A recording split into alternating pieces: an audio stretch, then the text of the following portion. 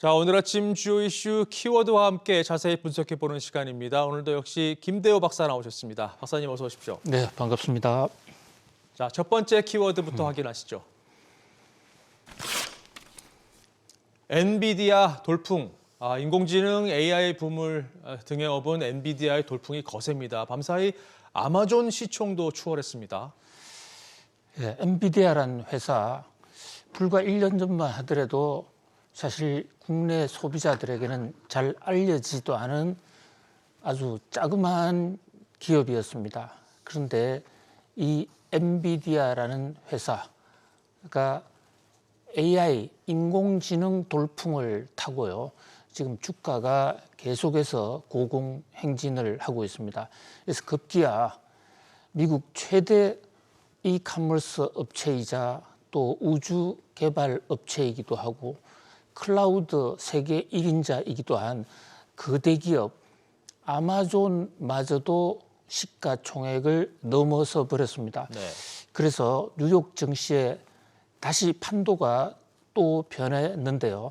현재 지금 시가총액 1위는 마이크로소프트와 애플이 아주 1등을 놓고 각축전을 벌이고 있는 상황인데 최근에 마이크로소프트의 도약세가 더 두드러지죠. 마이크로소프트 역시 AI 수혜주입니다. 그리고 3등이 알파벳이고 그 4등 자리에 엔비디아가 올라갔다. 그러니까 시총 빅5에서 빅4로 올라갔다는 이런 얘기입니다. 그러니까 엔비디아의 이 성장세는 엔비디아의 경영 전략 면에서도 연구할 바가 많고 또 AI주가 과연 어떻게 될 것이냐 그런 면에서도 관심이 많은데요. 잘 아시는 대로 이 엔비디아는 이 젠슨 황이라는 대만계 중국인, 요즘도 자주 중국을 들러서 중국 전통 춤도 추고 하는 네. 그런 어떤 그 대만의 향수가 상당히 짙게 깔려 있는 젠슨 황이라는 분이 창업을 한 회사입니다. 그런데 이 젠슨 황이 원래 AMD라는 회사에 근무했었거든요. 이 AMD 역시 지금 대만계 리사 수가 꾸려가고 있는 회사입니다. 그런데 이 AMD는 인텔에서 뻗어나온 회사입니다. 인텔은 쇼클리, 버클리 반도체에서 뻗어나온 회사인데요. 지금 반도체의 어떤 맥락을 그동안의 역사를 이어온 그 기업들을 보면 쇼클리, 그 다음에 인텔, AMD, 엔비디아 이런 순입니다. 자, 이제 관심은 엔비디아 주가가 과연 얼만큼 올라갈 것인가. 지금 최근 1년간 무려 4배 정도 올랐습니다. 곧 실적을 발표하는데요. 몇 가지 엔비디아의 주식을 전망하는 분들 입장에서는 몇 가지 참고할 포인트가 있다고 할 수 있겠는데요. 우선 이번에 나오는 실적이 그동안의 주가 상승폭만큼 실적도 받쳐줄 것인가? 그렇다면 뭐 앞으로도 계속 주가는 올라갈 가능성이 있겠죠. 네. 바로 그런 대목에서 엔비디아의 PBR이나 PER 지수, 특히 PER이라는 지수, 주가 수익 비율, 현재의 주가를 단기 순이익으로 나눈 비율인데요. 근데 이 단기 순이익은 새로 나오는 실적에 의해서 업데이트를 해서 새로 고치는 그 PER 지수를 보고 이 PER 지수가 밸류에이션상 적합한지 아닌지 좀 체크해 볼 필요가 있습니다. 자, 또 하나 변수는요. 지금 AI의 아버지라고 불리는 올트만이 전 세계를 지금 돌면서 특히 UAE라는 나라를 중심으로 해서 새로운 GPU 반도체를 만들겠다, 새로운 회사를 만들겠다 하고 있거든요. 그렇게 되면 그동안의 엔비디아 독점이 깨질 수도 있다. 그런 면에서 과연 이 엔비디아의 독점을 올트만이 깰 수 있을 것인가, 이 대목 좀 주의해 볼 필요가 있고요. 또 하나는 AMD라는 회사, 바로 같은 대만계 리사 수가 하고 있는 이 회사가 원래는 기술이 엔비디아보다도 더 앞섰던 회사입니다. 이 회사의 재추격이 가능할 것인가. 또 하나 관전 포인트는 지금 엔비디아는 매출의 약 30%를 중국에 의존하고 있는데 중국에 내다 팔고 있는 것이죠. 네. 그런데 지금 미중 관계, 특히 미국의 중국에 대한 견제로 해서 중국에 대한 수출이 잘 안 될 수도 있다. 뭐 그런 면에서 이러한 네 가지 변수를 같이 보면서 엔비디아 주가를 감상해 볼 필요가 있을 것으로 보입니다. 네. 말씀하신 엔비디아 실적은 다음 주에 예정이 되어 있는데 지켜봐야 되겠습니다. 자, 계속해서 다음 뉴스 키워드 보시죠.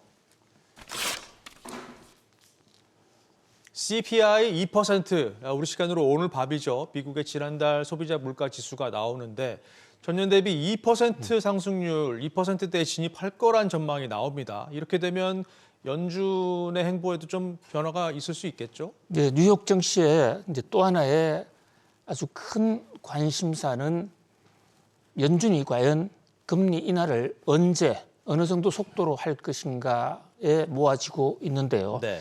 바로 이 연준의 금리 인하 시기와 속도는 거시경제 지표에 달려 있고 그 중에서도 가장 중요한 것이 바로 물가입니다.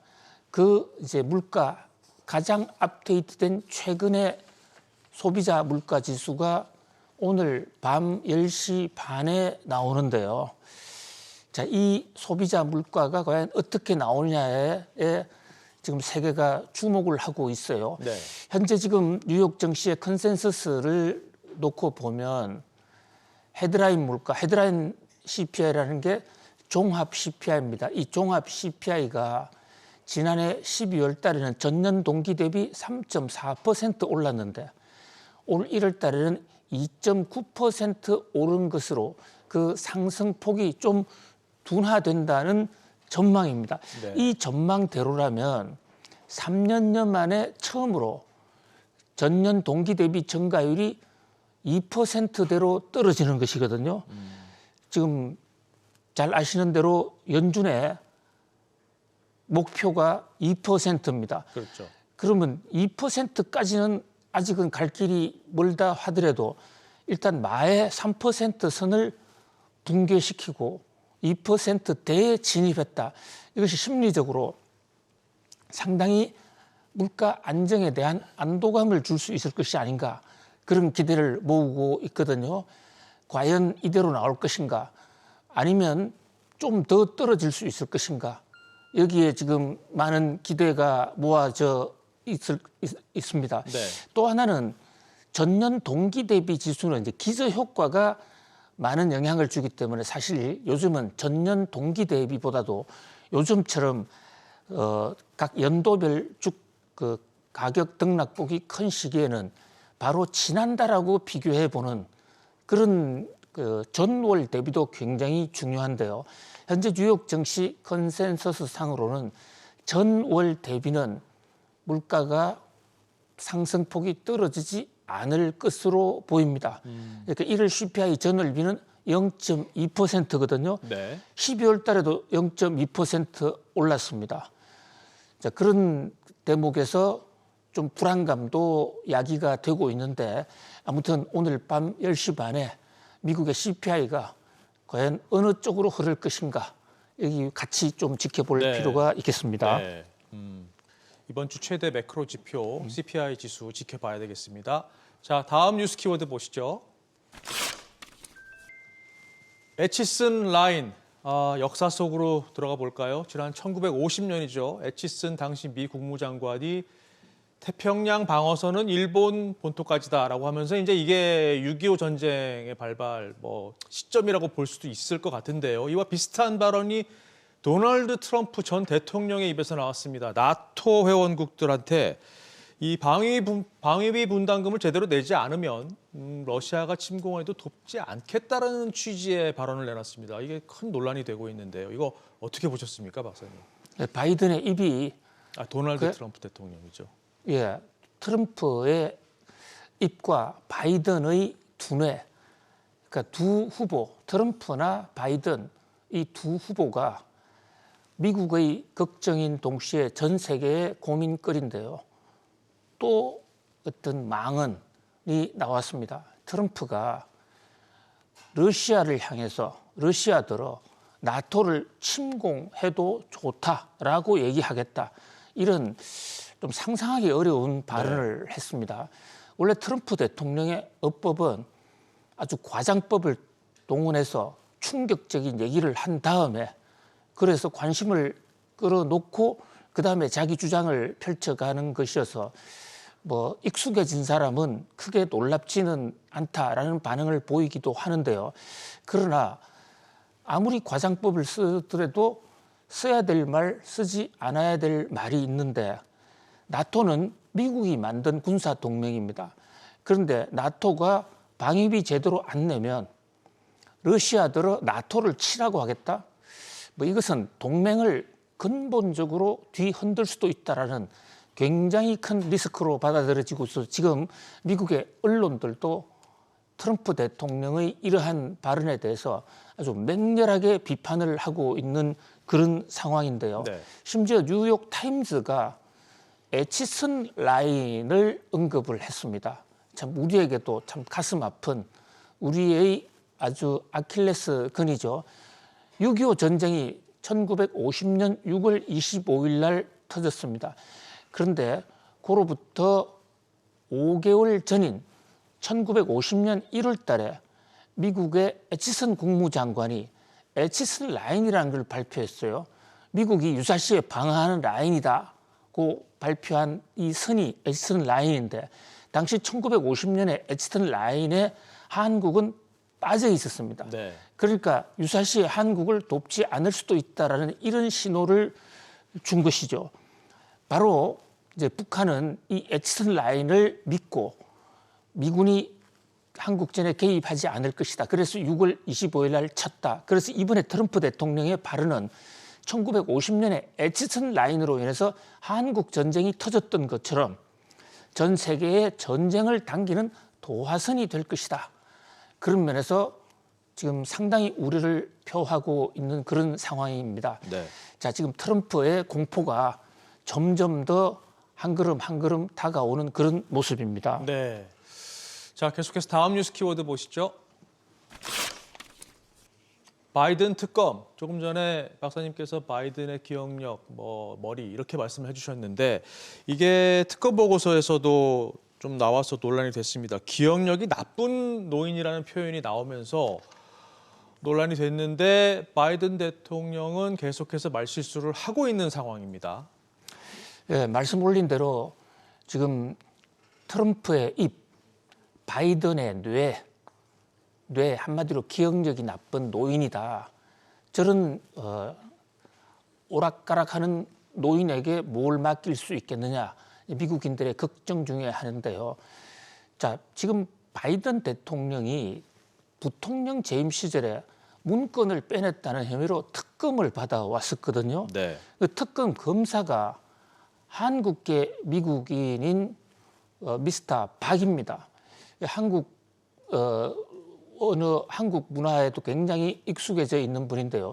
이분이 특검 최종 보고서를 내면서 바이든을 기소하지는 않겠지만은 바이든이 정신이 오락가락하는 사람이기 때문에 청문회 가더라도 말실수 또는 기억력을 회복을 못해서 자료를 빼냈다라고 얘기하면 이 배심원들이 동정심으로 봐줄 수밖에 없을 것이다. 뭐 이런 표현을 특검 보고서에 담았어요.